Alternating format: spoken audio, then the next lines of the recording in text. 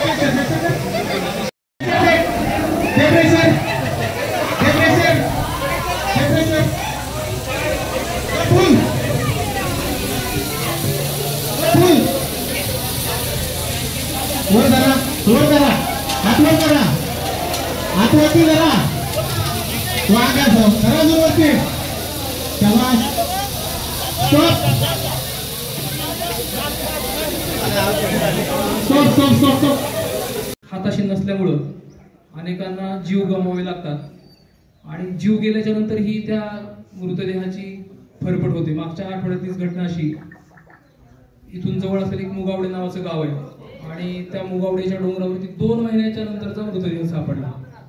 आपल्याच शिबिराचे आत्ताचे सगळे ज्यांच्या नियोजनाखाली शिबिर होत आहे ते मुळशी आपत्ती व्यवस्थापनचे प्रमोदजी बलकोडे आता इथं नाही आहेत, बाहेर आहेत।